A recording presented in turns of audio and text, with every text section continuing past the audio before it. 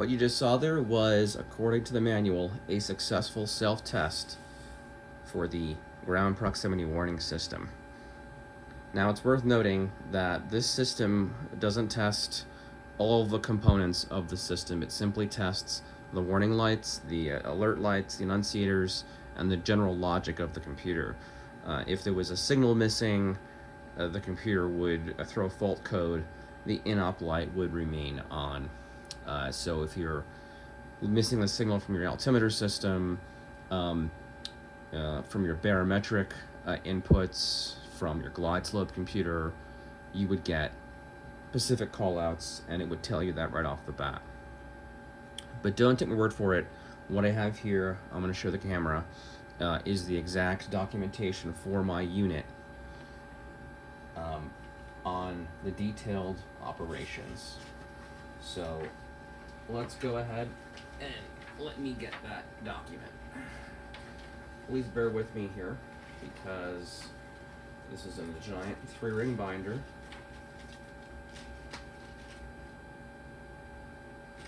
And it's a little hard to navigate. Okay.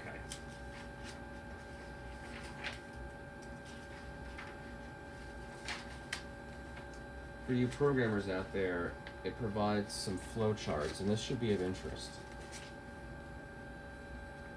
Okay. This is the procedure for the self-test procedure. Note, if there is a noted problem, fault with the system, the in-op light is on. The abnormal self-test procedure will be applicable at this time. This is basically, so when you get a successful test, what they call the normal self-test, that is what you just saw. So if you were to get a fault, you would run that abnormal fault self-test, and you would then utilize the information presented to troubleshoot what exact errors you're getting. So based on certain fault conditions, you can narrow down what system is possibly defective or inoperative. So what'll happen is, when you have no signals applied and you just test the computer, you're gonna get all of the possible fault codes, which will be these. It'll say radio altitude fault, bank angle, glide slope altitude fault, barrel rate fault, glide slope barrel rate fault, and that's basically those alerts that could possibly be triggered.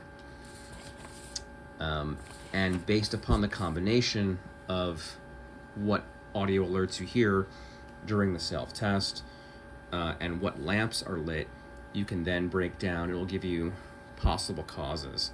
Like in the case of hearing glide slope barrel rate fault, check your barrel rate signal. And these systems don't necessarily interact with each other directly on a circuit level. On a logic level, they do interact. So what that means is that you can see here how if you get the radio altitude fault, you only really check that one system.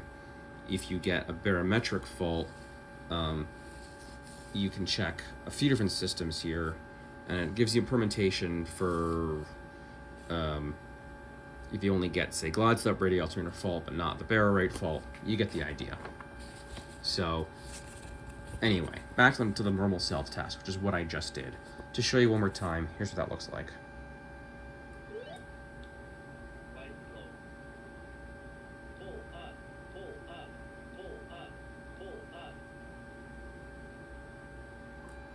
Okay, and here's the actual thing.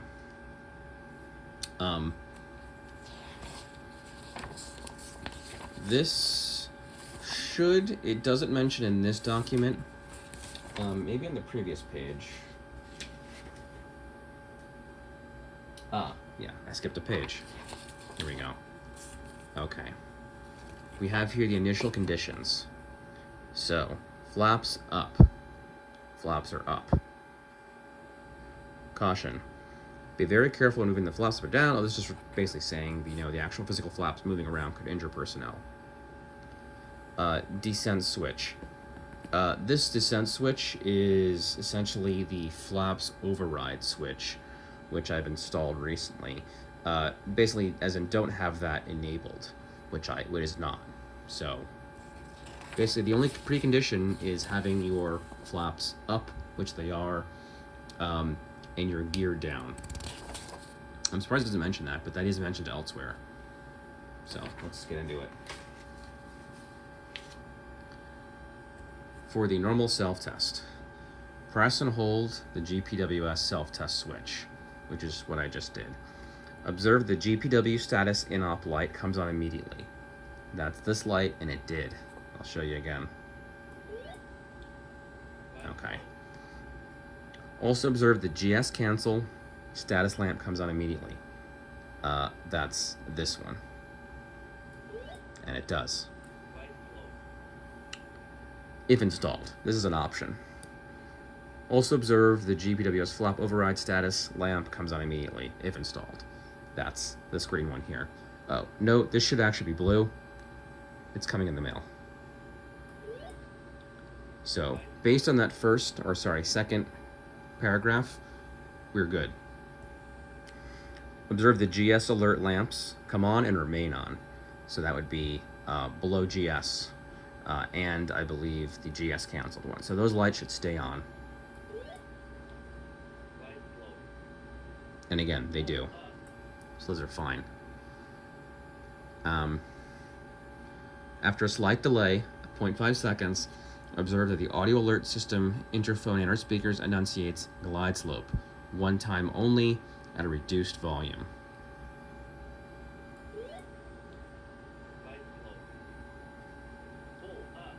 And it does that. Note the TCAS inhibit is activated during this glide slope message. This is not applicable for this system here. Observe that the GPWS alert warning lamps, which is this top red one here, come on after an additional delay of 2 seconds.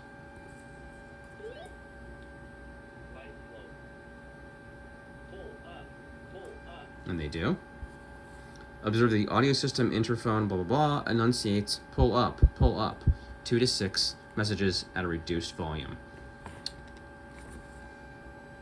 So between 2 and 6 pull-ups should sound.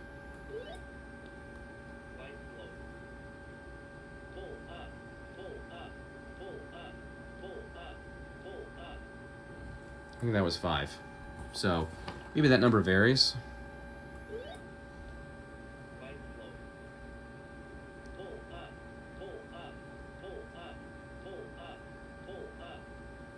Five times. So that's valid. It also sometimes upon release of the switch will then enunciate a final 6th audio pull up. Never more though. So I think that's what they say between 2 and 6. Yeah. 2 to 6 times.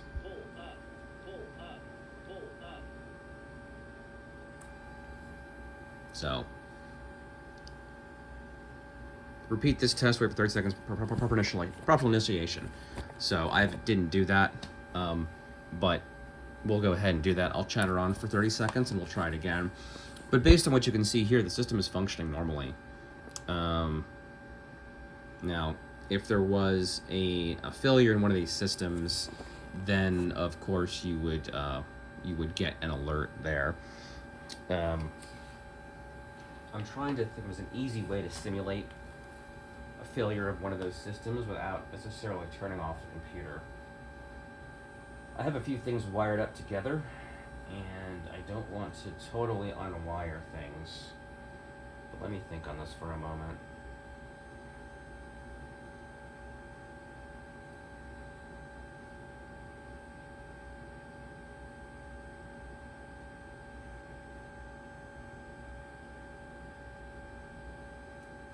I'll have to get back to you on this.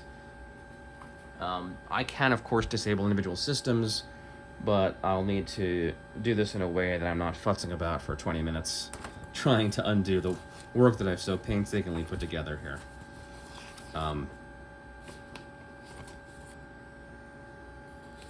We also have the GPWS validity check here. Press the self-test to confirm the system is functional, not previously completed. We did that. Pull the GPWS circuit breaker. The GPWS in-op light shall eliminate. I can simulate that by just turning off the computer. And that light illuminates. And as I mentioned, that's totally normal. So that's what you would see if the computer ever goes down, loses power. So check on that. Reset the circuit breaker. After a delay, the lamp will extinguish. No nuisance GPWS warning shall result from this power on. So basically, you shouldn't be hearing anything upon powering on. And we don't, so we're good. Pull the radar altimeter circuit breaker. The GPWS in-op light shall turn on within 5 seconds. Okay, I guess this is requiring me to pull some functions here. I don't have a fuse attached to that, so I've got both the computer and the altimeters on the same 28 volt bus. If I kill that, it'll kill both those things. Let me see. Yeah, I will set this up a little better for the next round of tests, where I can switch off individual things, mainly the radio altimeter, and that will simulate those sort of non-functional lights there. Let me see, maybe I can just fake it. No, it's going to be a pain in the butt. We'll come back to that.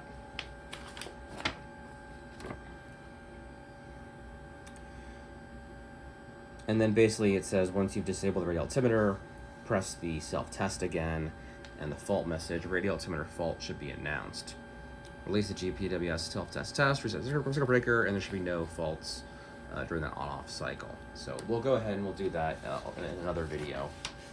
But again, to repeat here, based upon the alerts you hear, you can then use these sort of troubleshooting trees, or not trees, but lists, to isolate problems based on which lights are lit and then which alerts you hear.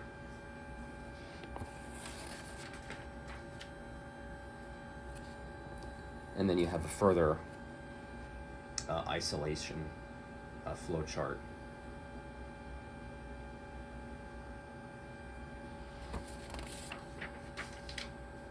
And then begins up on this very top here. You have, after you've sort of fixed some conditions, there may be others. So in the case of glide slope, this just continues and will tell you those audio alerts with light alerts, and that will indicate what system there is faulty. The remainder of this is on actual pinouts to the 78 pin connector here.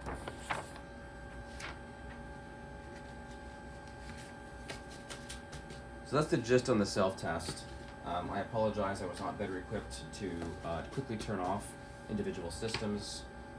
I will cover that in the next video. This video only being about 14 minutes long, I'll make it a part 2 video. So thanks for watching.